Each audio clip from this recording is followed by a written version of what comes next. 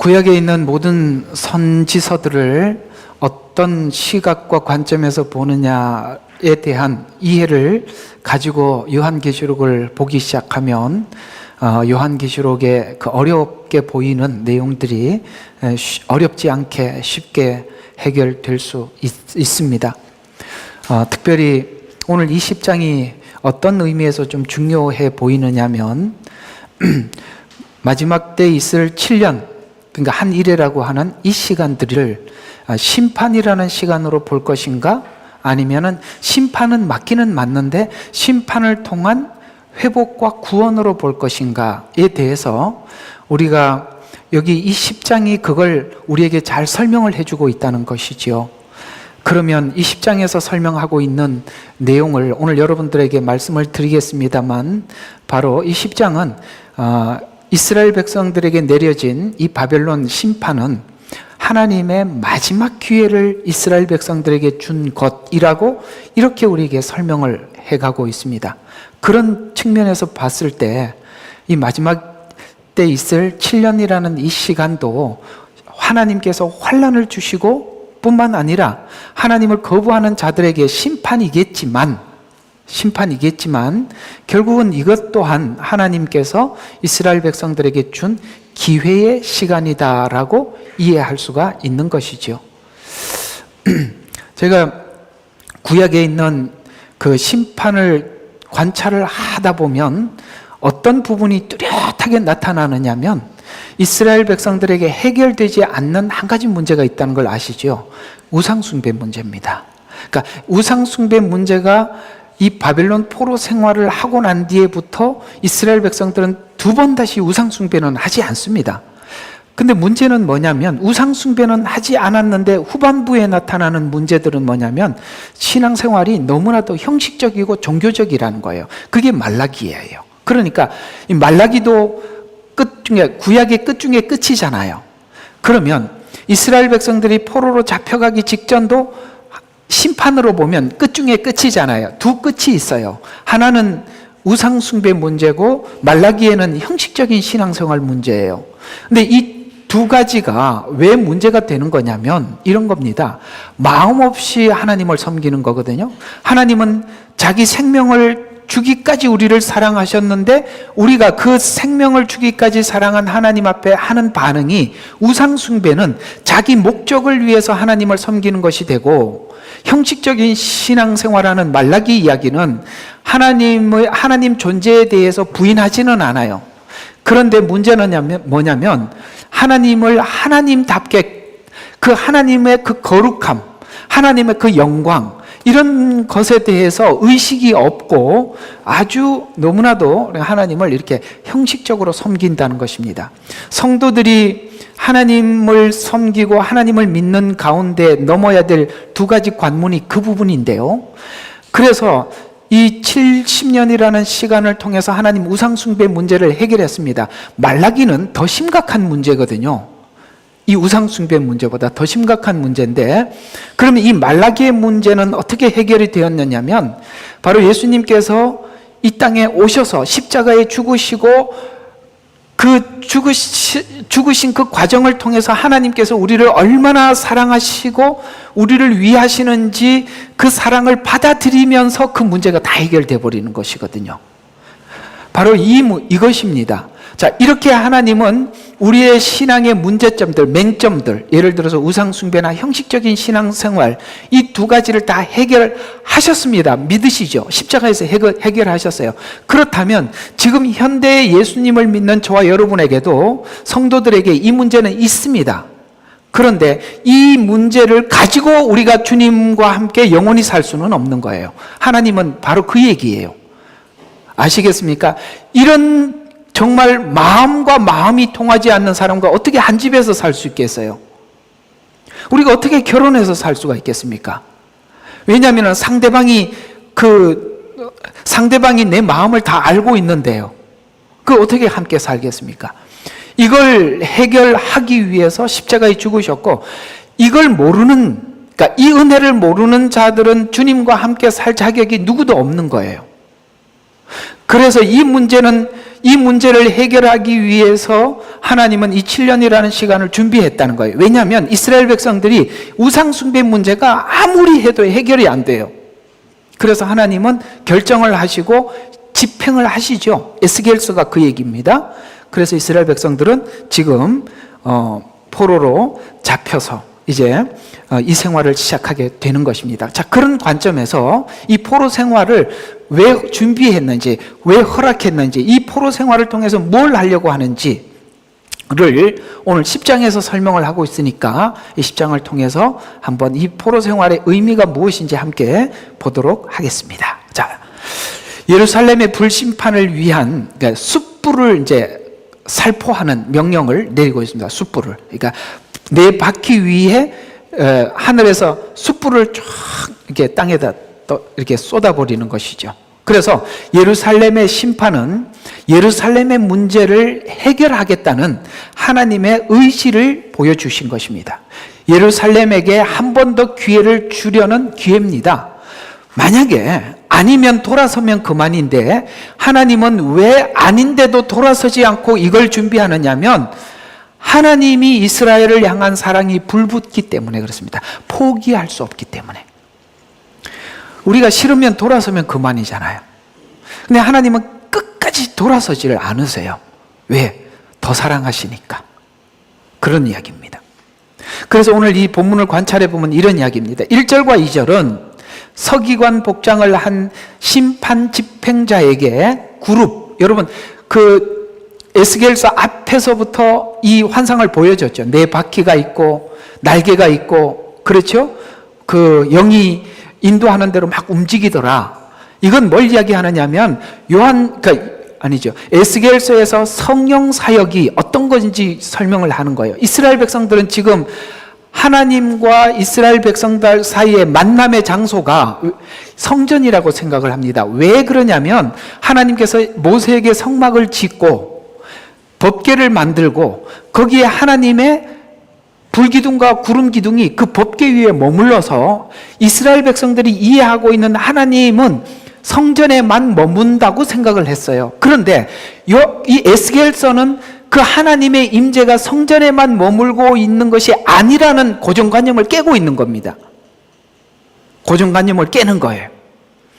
그런 측면에서 그 하나님의 임재가 이스라엘 백성들이 하나님께서 교정해라, 고쳐라라고 부탁하신, 여러 번 부탁하신 우상숭배가 문제가 해결되지 않자 하나님께서는 그것을 그냥 두는 것이 아니라 이제 이 성전에서 이제 바빌론으로 옮겨놓고 그곳에서 이 문제를 해결하겠다라는 이야기입니다. 그러니까 우리가 마지막 때하고 연결을 시켜보면 아무리 강단에서 설교로 해서 불가능한 거예요. 왜요? 이스라엘 백성들은 마음을 바꿀 생각이 전혀 없는 거예요. 성도들이. 그러니까 하나님은 이스라엘 백성들에게 70년이라는 시간을 준 것처럼 이 마지막 때 7년이라는 이 짧은 기간을 통해서 하나님이 굉장한 심판을 통해서 여호와인 줄 알게 만들어주는 것이 바로 이 70년과 7년이라는 시간 의미는 같은 의미를 가지고 있다는 것이죠. 그래서 숯불 사이에 예루살렘의 살포를 명령합니다. 그게 심판이죠. 그리고 3절과 5절에 보면 성전 문지방으로부터 하나님의 영광이 이동하는 장면. 이 바벨론은 예루살렘으로부터 약 1600km 떨어진 곳입니다. 여러분, 지금이야 우리가 1600km가 그렇게 먼 거리는 아닌데요. 이들이 포로로 잡혀가고 난 뒤에 한번 생각해 보세요. 다시 예루살렘으로 돌아올 수 있다라는 생각을 할 수 있을까요? 거의 불가능하죠. 그 당시에는 굉장히 먼 거리일 뿐만 아니라 도로도 그렇게 좋지를 않아요. 그러면 이들이 한번 잡혀가면 끝났다라는 생각을 하겠지만 하나님 결국은 다시 되돌려 놓으시는 거 아시죠? 후반부에. 그런 것처럼 그 먼 거리까지 이스라엘 백성들이 잡혀가는 그곳에 주님도 따라가고 계시는 것입니다. 따라가고 있는 거예요. 여기 지금 에스겔서에서는 그 이야기 후반부에 나오지만 하나님도 어떤 작정을 하느냐면 바벨론은 바벨론이 섬기는 신이 있어요. 이스라엘은 이스라엘이 섬기는 분이 하나님이세요. 그러면 바벨론이 이스라엘을 포로로 잡아가면서 그 당시의 전쟁은 신들의 전쟁이라고 생각을 합니다. 그래서 만약에 저쪽하고 A라는 지역하고 B라는 지역이 싸워서 B라는 지역이 지면 그들의 신이 진 거예요. 그러면 이스라엘 백성들이 바로 바벨론의 포로로 잡혀왔을 때 하나님도 모욕을 당하는 거죠. 그를 각오를 하고 주님은 그 일을 시작하시는 것입니다. 야, 너희 신이 힘이 없어서 네가 그토록 섬기던 하나님은 전능하다며. 그런데 너희들 하나 이거 보호 못하냐? 이런 비아냥을 하나님도 듣기로 결정하고 마음을 먹고 그 일을 시작하신 것입니다. 동일하게 이런 사건들은 우리가 십자가를 생각해 보면 예수님에게 뭐라고 외쳤죠? 네가 하나님의 아들이면 내려와 봐라. 너는 너 자신도 구원하지 못하면서. 이런 비아냥을 예수님은 들으셨죠. 그걸 들으셔서 견디시는 이유는 뭐냐면 우리에게 무언가를 메시지를 전하고 있는 것이죠. 어떤 메시지를 전하고 있는 것이죠? 바로 우리를 위해서 그런 수모를 겪으면서도 우리를 위해서 피 흘려 구원하시는 그 은혜를 훗날 우리가 다 알게 되시죠. 왜요?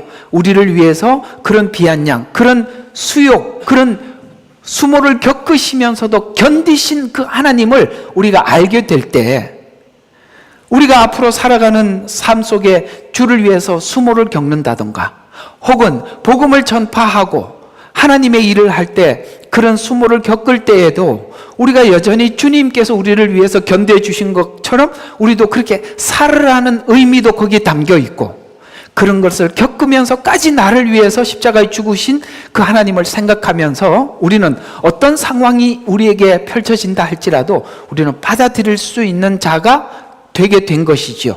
그래서 바벨론 이 1600km나되는 그 먼 거리에 주님은 성전에 홀로 머물러 있는 것이 아니라 당신의 백성들이 잡혀가는 그곳까지 함께 가셨다라는 이야기입니다. 6절에서 8절은 서기관 복장을 한 심판 집행자의 숯불 살포 명령의 집행을 위한 시작인데 그 명령을 누가 내렸느냐 하면 하나님께서 그 명령을 내리셨다라고 말씀하고 있습니다. 그러면 이 일을 누가 계획한 거예요? 바벨론이 전쟁을 갑자기 한 겁니까? 아니요. 하나님 허락하에서 이 일이 시작되었다라고 하나님의 그 명령을 집행하라고 하신 분이 하나님이다라고 오늘 6절에서 8절에서 우리에게 말씀하고 있는 것입니다. 그래서 오늘 그 8장부터 11장에 예루살렘의 가증스러운 그 우상의 모습을 이 에스겔에게 하나님 다 보여주셨었어요.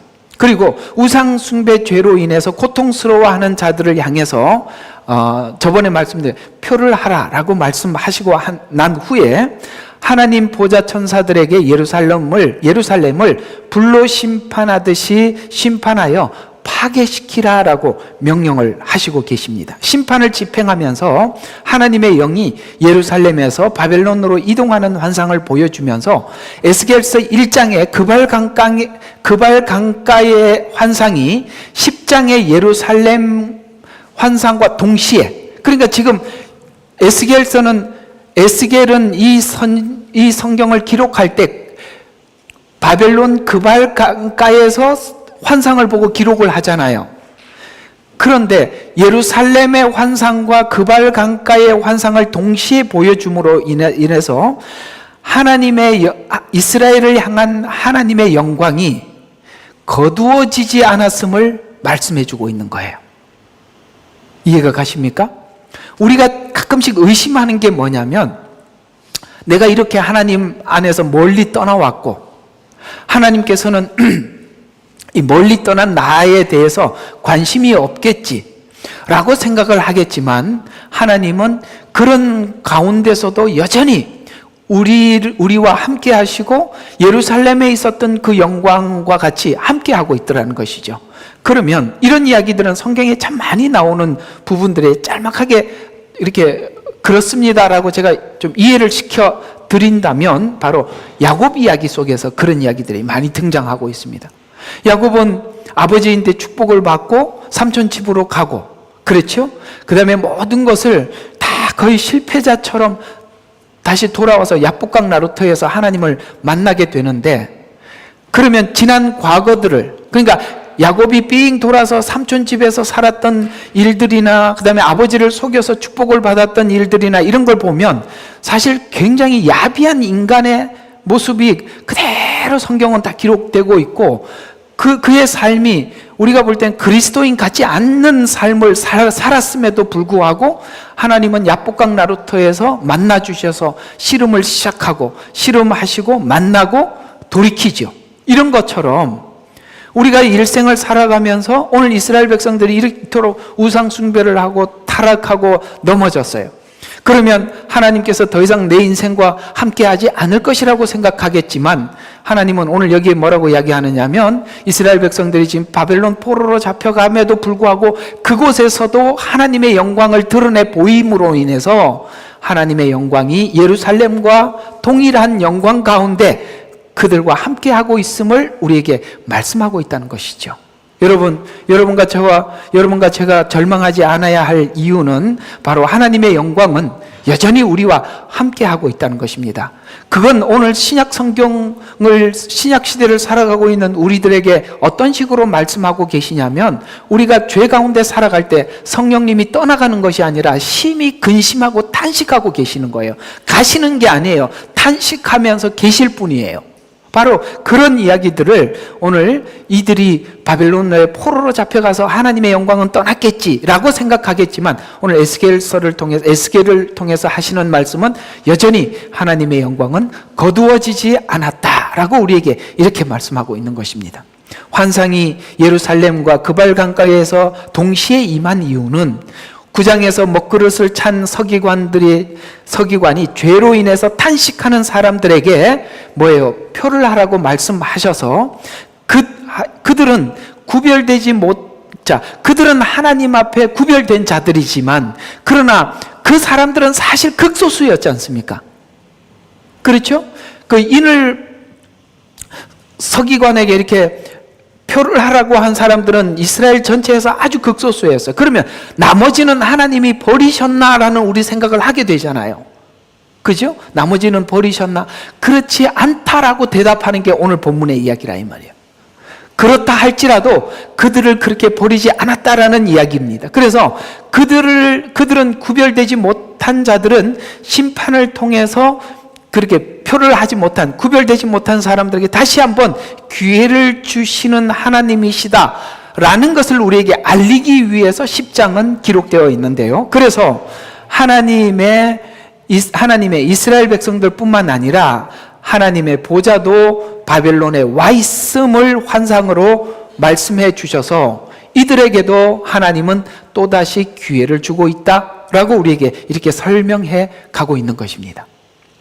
이 내용을 요한계시록과 연결시켜서 보면 요한계시록의 그 기록 목적이 무엇인지 그 성격을 우리가 이해할 수가 있습니다. 그래서 에스겔서 9장과 요한계시록 7장 3절에 이렇게 계시록 7장 3절에는 우리가 우리 하나님의 종들인 그들의 이마에 인장으로 표시할 때까지 땅이나 바다나 나무를 손상시키지 말라 하시고, 이들은 이제 인을 친 자들에게는 요한계시록의 보호를 약속받았지만 나머지는 심판으로 막을 내릴 것인가 라는 이야기를 10장에서 하나님의 말씀은 심판받을 자들에게도 심판으로 모든 것을 막을 내린다면 나머지 사람들에게 기회가 없는 것인가 라는 질문의 대답이 하나님의 성전이 바벨론으로 옮겨졌다라는 말로 대답해 주고 있다는 것이죠. 자, 그러면 이 마지막 7년은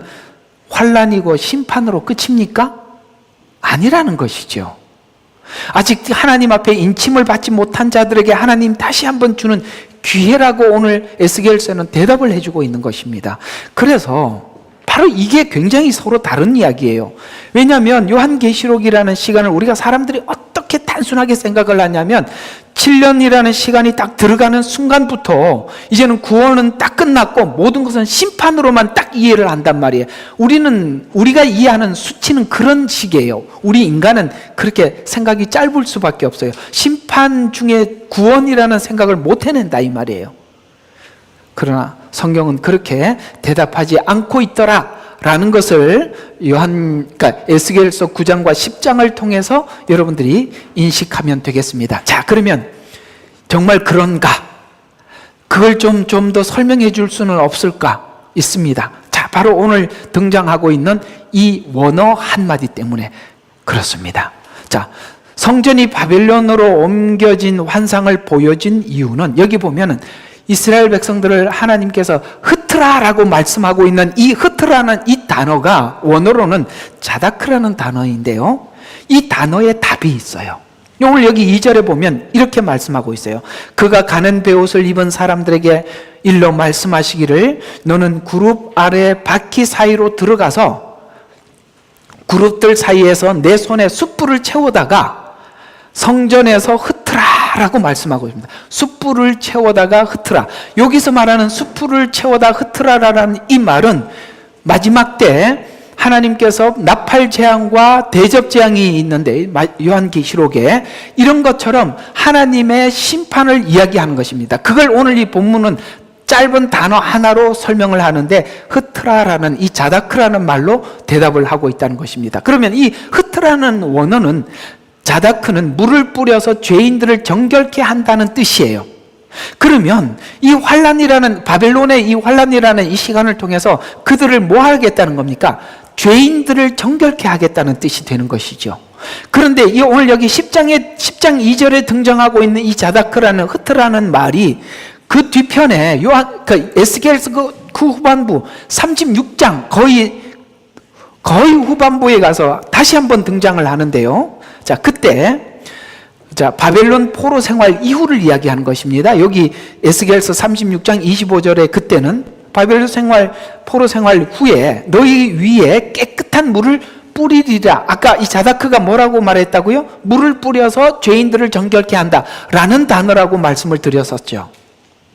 그러니까 이스라엘 백성들이 지금 바벨론 포로 생활을 통해서 마치 이 물을 뿌려서 정결케 되는 것처럼 이 생활을 통해서 정결케 되더라 라는 의미로 자다크가 다시 등장한다 이 말입니다.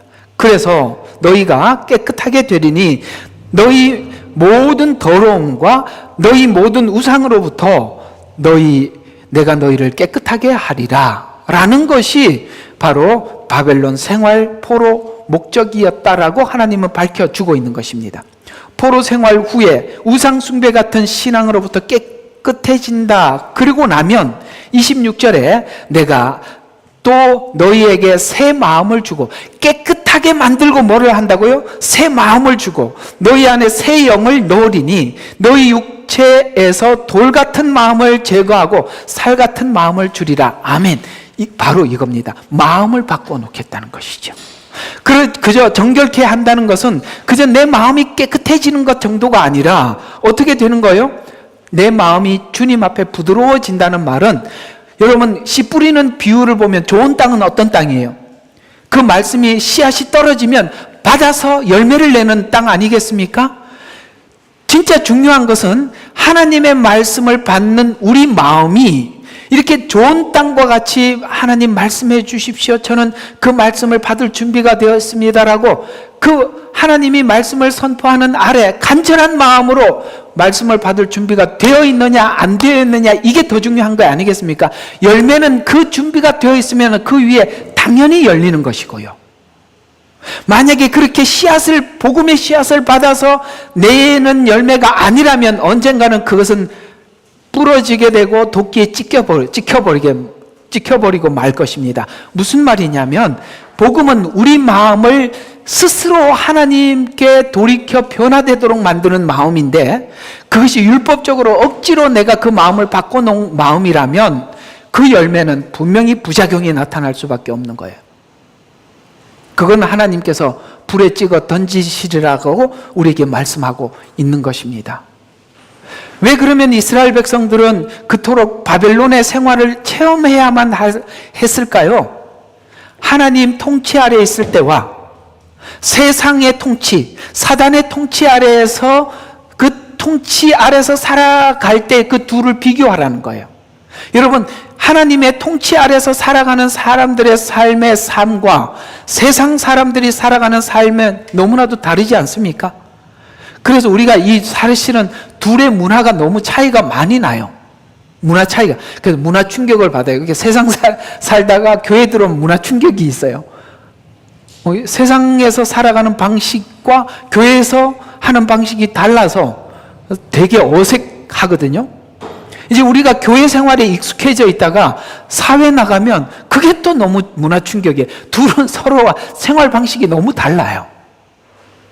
이런 것처럼 이스라엘 백성들은 지금 예루살렘에서 하나님의 통치를 받고 살다가 하나님이 전혀 없는 바벨론의 통치를 받을 때 그들이 그 통치를 받으면서 어떤 생각을 하겠습니까? 하나님의 통치를 받았을 때 그 영광과 선함, 이 바벨론 왕들의 그 무자비함, 이 둘을 비교하면서 우리가 그리스도 안에 있을 때, 하나님 안에 있을 때 삶이 얼마나 귀한지, 그것이 성경에는, 신약 성경에서는 비유로 설명을 해주고 있는데 그게 바로 둘째 아들의 이야기예요. 둘째 아들은 아버지 통치 아래에서 살 때 그 행복을 몰라. 그렇죠? 그래서 그 아버지 재산을 가지고 먼 나라로 가서, 먼 나라라는, 왜 나라라는 표현을 썼냐면 통치 방법이 다른 곳이라는 거예요. 나라마다 법이 다르잖아요. 그래서 먼 나라에 가서 자기 모든 가진 것을 다 허비하고 거지가 되었을 때 아무도 자기를 도와주는 사람이 없음을 느끼고, 뭘 느끼냐면 아버지 집의 그 넉넉함, 종들조차도 넉넉한데 나는 아버지의 아들임에도 불구하고 이렇게 살아가고 있구나 라고 생각을 하고 스스로 그 둘을 비교해서 아버지 집으로 들어가면서 아버지한테 뭐라고 이야기합니까? 나 아버지의 아들이지 않습니까? 이렇게 말을 할 자격이 없어서 종의 하나로 봐주소서라는 낮은 마음으로 갔지만 아버지는 어떻게 했습니까? 신을 신겨주고 옷을 입혀주고 반지를 끼워주죠. 이게 무슨 뜻이죠? 아들 신분으로 회복시켜 주었을 뿐만 아니라 반지를 끼워줬다는 것은 아버지의 권한을 위임해 줄 뿐만 아니라 아버지 재산을 주겠다라는 뜻이 되는 것입니다. 아버지 재산을 위임받을 수 있는 자격을 부여해 줬다 이야기예요. 그러면 완벽한 아버지 자식이죠. 바벨론 포로 생활과 그 둘째 아들의 이야기가 무슨 뜻인지 아시겠죠? 그러면 마지막 때에 있을 이 시간도 어떤 의미 가운데 우리에게 주어진지도 이해가 가시죠?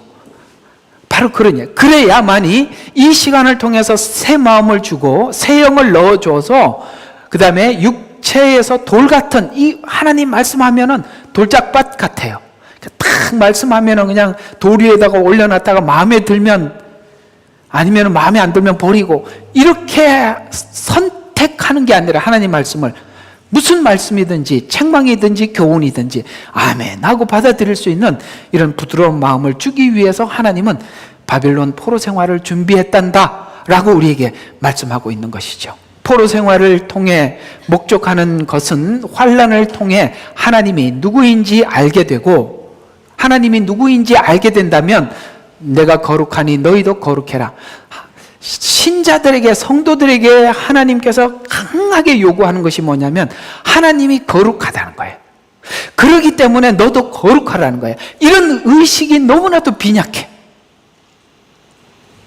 그걸 하나님께서 분명하게 심어주겠다라는 말입니다. 그래서 하나님이 누구인지 알게 하기 위해서는 굳은 마음을 제거해서 새 마음, 새 영을 받아서 거룩해지기를 원한다는 것이 바로 하나님이 이스라엘 백성들에게 목적하는 목적입니다. 이 대목이 마지막 7년 환난이 목적이 무엇인지 잘 말해주는 대목인데요.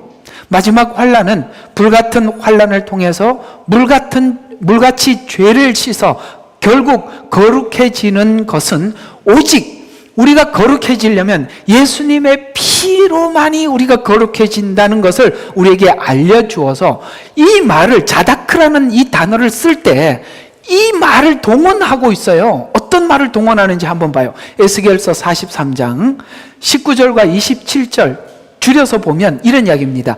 놀랍게도 이스라엘 백성들이 그 마음이 부드러지고 새롭게 되기 위해서는 예수 그리스도의 십자가의 피에 동참하고 그 은혜를 알아야 바뀌어진대요. 그래서 이 레위기 제사를 설명하면서 너희의 거룩함이 오직 십자가의 피가 너희 마음에 뿌려질 때, 아멘. 십자가의 피가 너희 마음에 뿌려질 때만이 마음이 정결해진다는 것이 바로 이 복음이 우리에게 알리고 싶어하는 목적이라는 것입니다. 공감하면 아멘. 그렇습니다. 우리 마음이 변화되는 그 변화의 자리, 그 변화의 순간이 언제입니까? 주님께서 흘리신 그 보혈이 내 마음에 와 닿을 때부터 우리 마음은 부드러워지게, 그 다음에 새 영을 받게 되고 새 마음으로 하나님을 섬기게 되더라라는 것이죠. 그래서 오늘 2절에 흩어서 곧 자다크라는 이 단어, 환난을 통해서 물로 거룩하게 하며 거룩이 오직 피로 거룩해짐을 알게 할 것이다 라고 말씀하셔서 에스겔서가 말하는 환난의 목적이 마지막 때 환난도 동일한 목적을 갖는다라고 우리에게 요한계시록의 환난의 성격을 전달해 주고 있는 것입니다. 거룩함이 구석구석까지 미쳐야 하는데 우리가 이 마음이 부드럽지 않으면 그 구석구석까지 들어갈 수가 없죠. 돌 같은 마음이라면 그 항상 하나님의 말씀은 표면 위에다 두는 것이지 그 속에 집어넣지는 못하잖아요.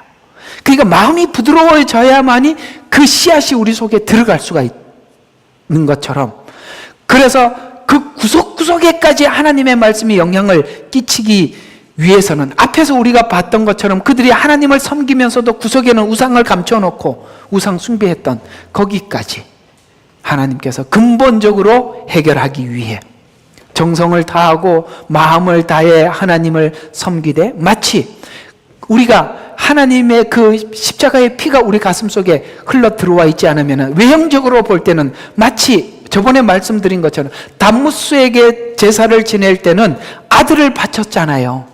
그래서 하나님께도 아들을 바치는 것 같이 정성을 다하고 마음을 다하고 있지만, 그러나 거기에는 탐심을 위한 것이, 탐심을 위해서 네가 이토록 나를 위해서 정성을 다한다는 것을 안다라고 저번에 말씀을 드렸지 않습니까? 이 문제를 주님은 해결하기 위해서 작정한 일이에요. 우리가 교회 안에 있는, 지금 현대 교회 안에 있는 정말 쓴뿌리 중에 쓴뿌리가 무엇이냐면, 놀랍게도 하나님 앞에 열심을 다하고 정성을 다하는 사람들 마음속에도 여전히 탐심을, 자기 목적을 위해서 그렇게 하는 사람들이 많습니다. 그러니 그게 얼마나 안타까운 일이냐 이 말이에요. 자기를 위해서 열심을 다하고 있어요. 그래서 어떤 사람이 정말 열심을 다하고 하나님을 정성을 다해서 섬겨서 믿음이 좋은 줄 알고 가봤더니 욕심만 가득한 걸 보고 우리가 모든 사람들이 얼마나 충격을 받겠어요. 그렇죠? 사실 우리가 그런 걸 볼 때 굉장히 사실 충격적이지 않습니까?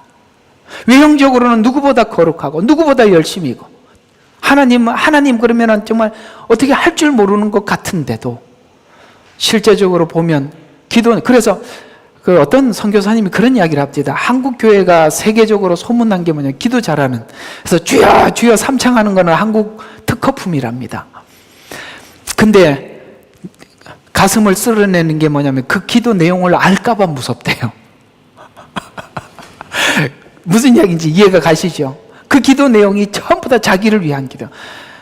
뭐 권사님들 그저 그냥 이제 우리 어머님도 늘 저보고 나는 너를 위해서만 기도한다 그래서 참 고맙긴 한데 저를 위해서만 기도하지 말고 좀 너를 위해서 기도하라고. 이해가 가세요? 오늘 이 아들을 바치는 이 정성을 왜 하느냐 이거죠. 왜? 이게 하나님이 우리에게 묻는 거예요. 너 왜 그러니? 이게 바뀌어지지 않으면 한번 여러 가지로 이렇게 접목을 시켜서 상상을 해보세요.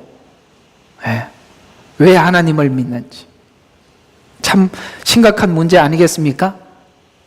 그래서 또 너희가 담무스에게 아들을 바칠 만한 정성을 기울인 이유도 너희 마음의 질투 때문에, 탐심 때문에. 질투는 뭐죠? 다른 사람들과 비교해서 나는 이 모양 이 꼴이니까 자기를 업그레이드 시키기 위해서 그 질투 때문에, 탐심 때문에 그런 것 내가 안다. 너희가 나를 섬기는 이유는 너는 너 자신의 자기 인정에 목마를 뿐이다 라는 것.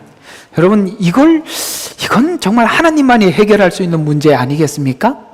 누가 간증을 하면 질투가 나고, 너도 간증한 자의 자랑 것 같이 자랑하고 싶어하는 그 질투가 믿음 생활의 원인일 뿐임을 내가 안다.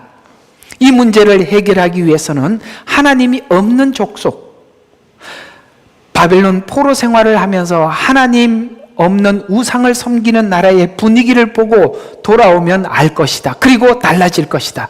여러분, 하나님 없는 바벨론은 자기를 위한 것이 모든 것이 목적일 겁니다. 그리고 많은 사람들을 밟고 올라가서라도 자기 나라가 모든 나라를 지배하는 나라가 되기를 원하고, 우리가 세상에 가보면 사람들이 돈이 목적이고 진급이 목적이고 잘 사는 게 목적 아니겠습니까? 그걸 위해서는 모든 수단을 동원하고 있는 그런 모습들을 볼 때, 야, 정말 인간의 탐욕이 어디까지인가 이런 생각을 하게 해서 그 모습을 보고 돌아와서 너도 그들과 뭐가 다르냐라고 비교해 보라는 거예요. 그래서 하나님이 없는 바벨론에 가서 포로 생활을 하면서 우상을 섬기는 나라의 분위기를 봐라. 이 문제는 반드시 해결해야 내 백성이 된다라고 하나님은 선언하고 있는 중이죠. 바벨론 포로 생활을 지나면서 결국 회개하고 돌아오지 못하는 자들에게는 심판이 심판으로 끝날 것입니다.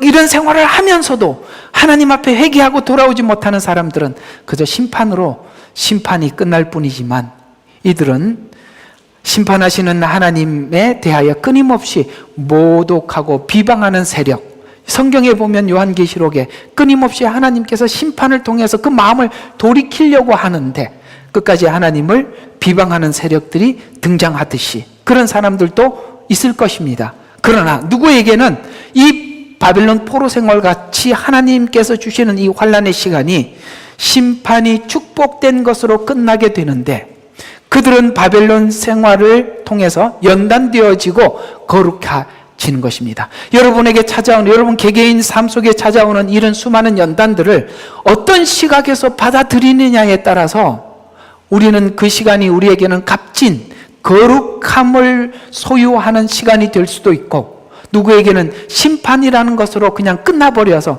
하나님 왜 그래? 하나님이 도대체 사랑의 하나님 맞아? 라고 하나님께서 주신 이 기회를 그저 하나님을 비방하고 모독하는 거로 끝날 수 있고, 누구는 거룩해진다는 것이죠. 만약에 여러분이 이 시간을 하나님이 어떤 목적에 의해서 주신 것을 오늘 이 본문을 통해서 이해했다면, 여러분에게 찾아오는 수많은 환난들을 오늘 하나님께서 보시는 이 거룩을 위한, 정결케 하기 위한 이 시간으로 여러분들을 맞이하게 될 때 여러분에게 주시는 모든 시간은 하나님 안에서 유익할 것입니다. 7년이라는 시간조차도요. 마지막 때는 심판을 통해서 타작마당을 정하게 하시고 내 안에 있는 것이 무엇인지 정확하게 보게 하고 하나님 앞에 나와 구원받고 회복하는 회복의 시간의 기회가 될 것입니다. 이스라엘은 AD 70년에 지금 바벨론이 흩으신 것 같이 각 세계로 흩어졌어요. 그리고 주님께서 예언하고 말씀하시기를 마지막 때 하나님을 찾게 하여 예루살렘으로 돌아올 것이다라고 스가랴서나 구약 성경에는 수도 없이 말씀하고 있습니다. 그래서 이 예언을 가장 오래전에 했던 것이 룻기예요. 그래서 룻기가 중요한 것입니다. 룻기는 앞으로 예언서에서 등장하고 있는 이스라엘 백성들이 다시 예루살렘으로 돌아올 이야기를 한 가정의 이야기로 설명을 했어요. 그 한 가정의 이야기지만 앞으로 이스라엘 전체의 예언의 중요한 부분을 차지하는 것입니다. 그래서 각지로 흩으셨지만 마지막 때 예루살렘으로 돌아오게 될 것입니다. 예루살렘으로 돌아온 그들을 마지막에 하나님은 구원하실 계획을 가지고 계시고, 그리고 이스라엘 백성들이 살아가고 있는 예루살렘을 향해서 여러 나라들이 핍박하고 전쟁을 일으키고 그리고 하나님의 구원을 보게 되고 그 민족들은 하나님 앞에 구원을 얻게 될 것입니다. 이런 시각에서 바로 이 7년이라는 시간을 우리가 보는 것입니다. 선지서마다 증거했고 예스겔서는 이 예언에 대해서 다른 선지서보다 후반부로 가면 예루살렘으로 돌아올 것과 그 예루살렘에서 있을 이스라엘 구원을 위해서 하실 일들에 대해서 이 에스겔서는 자세히 설명을 하고 있는 이유가 무엇이었냐면, 왜 에스겔이 이 이야기를 그러니까 7년, 마지막 7년이라는 시간 안에 있는 이야기들을 에스겔서가 많이 예언을 했냐면, 70년 포로 생활이나 7년이라는 시간이 같은 의미를 가지고 있기 때문에 에스겔서는 7년 이야기를 집중해서 예언할 수 있는 것입니다. 그런 의미에서 보면 이스라엘의 흩어짐, 아까 자다크, 그 다음에 돌아옴, 그리고 피로 구원 얻음은 이스라엘뿐만 아니라 온 세상이 이스라엘의 돌아옴과 회개를 통해서 함께, 이스라엘이 돌아오는 것과 함께 구원받게 될 것입니다. 그래서 요한계시록 7장에는 14만 4천을 바로 하나님의 종이라고 하였고 그들에게 인을 치라라고 말씀하셨습니다. 이 회복은 이스라엘만의 회복이 아니라 인류의 회복이 될 것이기 때문입니다. 10장을 읽어보면 심판으로 막을 내리는 것 같이 보이지만, 그러나 심판은 구원의 시작임을 알 수 있습니다. 에덴 동산에서 아담이 쫓겨났지만 가죽옷을 입혀주신 가죽옷은 바로 하나님의 심판과 동시에 구원을 약속받는 것과 같기 때문에 그렇습니다. 죄가 구원의 시작이듯이 이스라엘의 죄에 대한 신랄한 지적과 심판은 이스라엘의 구원이 시작이 된다는 뜻이 되는 것입니다.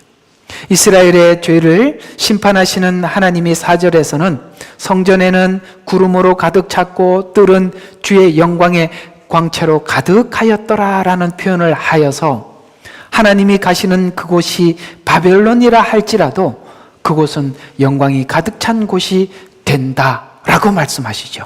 그래서 이 바벨론에 하나님의 영광이 가득 차서 바벨론은 도리어 이스라엘 백성들이 포로로 잡혀가는 바람에, 이해가 가요? 포로로 잡혀가는 바람에 도리어 느부갓네살 왕이 하나님을 보게 되지요. 그래서 느부갓네살이 하나님을 보게 되고 이스라엘 바벨론 백성들에게 하나님을 섬기라라고 공포하게 되듯이 마지막 7년도 이스라엘 백성들이 계명을 지키고 하나님의 말씀을 지키는 그 과정 속에 도리어 이방인이었던 느부갓네살처럼 다니엘이 어디에요?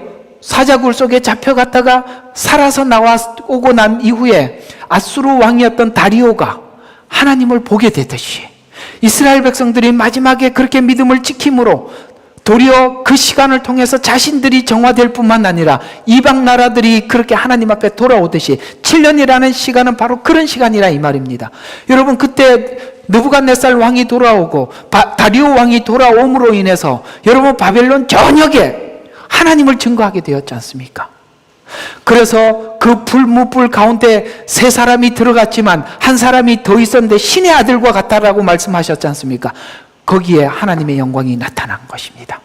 오늘 이 에스겔서에 말씀하고 있는 하나님의 영광이 바벨론에 가서 풀무불 속에서 등장하셨고 사자의 입을 막아주시고 그래서 하나님을 증거하는 자로, 그래서 저는 그렇게 여겨져요. 마지막 때 우리가 믿음을 하나님 앞에 보호를 받고 믿음을 가진다는 것은 하나님의 말씀을 따라서 우리의 믿음의 절개를 지킬 때 하나님은 어디를 가시든지 우리를 보호하시고 함께 하시는 것입니다. 뭘 만들어서 보호하는 게 아니라 그건 우리 지능 속에서 나오는 것이고 하나님의 보호 방법은 다르다 이 말입니다. 그래서 하나님이 가시는 곳은 바벨론이라 할지라도 영광이 가득한 곳인데, 마치 예수님께서 성육신하셔서 이 땅에 오셨을 때 성경은 요한복음에서 이렇게 주님이 오셨을 때를 설명하고 있는데, 영광으로 가득 차서 하나님의 영광이 임하는 곳에 은혜가 충만하고 진리가 충만하였더라라고 우리에게 선언하고 있는 것입니다.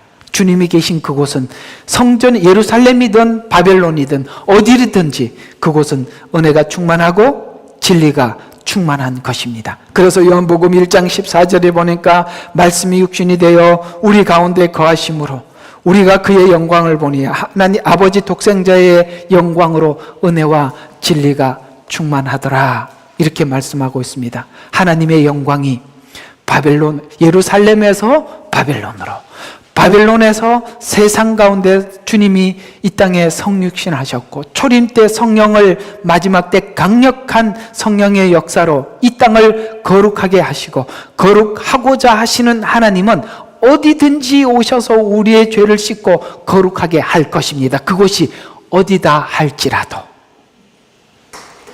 이 일을 위해서 하나님은 분주하게 준비하고 계시는데, 오늘 5절에 보니까 그룹들의 날개 소리가 바깥들까지 들린대요.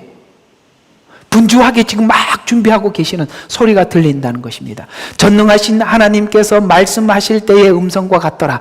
전능이라는 단어가 등장하고 있습니다. 그러면서 이 음성이 성전들까지 들린 것은 세상 사람 모두 다 들을 만큼 큰 소리로 하나님은 준비하고 있더라는 것이죠. 바로 인재앙이 그거예요. 인재앙은 마지막 7년이 다가옴을 온 세상에 알리고 있는 것이거든요. 이 소리가 분주하게 들리고 있다. 어떻습니까? 요한계시록이 혼자 있는 게 아니라는 걸 아시겠죠? 여기에 저기 다 똑같이 등장하고 있는 것입니다. 이 일을 계획하시고 이루시는 하나님을 오늘 전능하신 하나님이라고 표현하고 있는데, 이것이 바로 우리가 잘 알고 있는 엘샤다이라는 말입니다. 엘샤다이라고 소개하고 있는데, 아브라함에게 하나님께서 등장하셔서 도대체 하나님, 이 약속하신 것은 어떻게 이루실 것입니까? 라고 그가 어떻게 합니까? 종 하갈을 취해서 이스마엘을 낳고 난 뒤에 주님이 나타나셔서 너는 내게 완전해라 라고 하면서 나는 전능하신 하나님이다 라고 엘샤다이로 설명을 하고 있습니다. 그래서 아브라함에게 나는 전능하신 하나님이라고 밝혔고, 족장들에게 계속 전능하신 하나님이라고 밝히다가 출애굽 때 6장 3절에 보면 내가 아브라함과 이삭과 야곱에게 전능하신 하나님으로 나타났으나 여호와라는 이름으로 그들에게 알리지는 않았다라고, 아브라함과 족장 시대 때는 전능으로 나타났지만 출애굽기에 이스라엘 백성들을 출애굽했을 때는 뭐라고 말씀하셨냐면 여호와라고 소개함으로써 그 전능하심이 뭐와 연결이 되느냐면, 하나님은 계획하시고 집행하시는 분으로서 전능을 설명을 하고 있다는 것이죠. 전지하다는 것은 무엇이냐면 모든 것을 설계할 수 있는 능력이 있는 자라는 거예요. 그렇죠? 여러분, 모든 것을 설계할 수 있는 사람들은 모든 것을 시작하고 그 설계한 것을 마칠 수 있는 데까지 그걸 할 줄 아는, 그걸 계획을 짤 수 있어야 전지한 거 아닙니까? 전지로만 있으면 아무 소용이 없죠. 전능해야 합니다. 전능해야만이 전지한 예언을 성취하는 데까지 마무리할 수가 있기 때문에 그렇습니다. 그래서 족장시대 때는 하나님이 엘샤다이, 전능으로 등장을 했지만 출애굽한 이스라엘 백성들에게 여호와라고 말씀하셔서, 여호와는 스스로 있는 자, 뭐예요? 설계도 스스로 하시고 마침도 스스로 그 일을 마무리할 수 있는, 이와 같이 천지를 창조하시고 요한계시록에 하나님 모든 것을 심판하시고 새하늘과 새 땅을 준비하셔서 우리 모두에게 선사해 주실 그 하나님을 창세기부터 요한계시록까지 엘샤다이, 나아가서 전능하신 여호와 하나님이심을 믿으십니까? 그거예요. 여호와라는 것을 믿으라는 거예요. 그래서 전능하신 하나님 여호와가 합하면 계획하시고 예언한 것을 이루시는 능력이 하나님께 있다라는 뜻이 되는데요, 이스라엘의 회복을 위해서 오늘 이제 하나님은 이 일을 분주하게 준비하시면서 6절과 7절에 보면 불을 취하여 나가시고 계신다. 인재앙, 준비하는 소리가 들리고 이제는 조금 있으면 그 불이 쏟아지게 될 것입니다. 2절에 보면은 바퀴 사이에 들어가서 숯불을 채워서 성읍에 흩으라 했다가 6절에 보니까 바퀴 사이에 그룹 사이에 불을 취하신지라 하셨다. 이 두 번의 강조점은 천사들을 통해 불심판이 시작되었음을 강조하는 것입니다. 예수님이 오셔서 이런 말씀을 하셨죠. 바로 이 말의 비밀이 무슨 말인지 이해가 됩니다. 내가 불과 성령으로 침례를 주러 왔다. 여기에 이제 사람들이 너무 오해가 돼서 불 받아라, 성령 받아라, 불 받아라, 그 얘기가 아닙니다. 불과 성령은 나누어져 있는 거예요. 불은 심판이에요. 성령은 구원을 이야기하는 것입니다. 주님이 오시면 구원받을 자와 심판받을 자가 나누어지는 거예요. 근데 이걸 왜 불성령이라고 이야기했는지 모르겠습니다. 아니에요. 분명히 이렇게 열매 맺지 못하는 나무마다 도끼가 뿌리 위에 놓여져 있다고 말씀하셨고, 찍으러 오신 겁니다. 심판이란 말이에요. 그래서 주님이 오신 것은 피와 불과 연기로라, 이 말들도 바로 하나님의 심판을 이야기하는 것입니다. 그래서 초림은 심판이 시작된 거예요.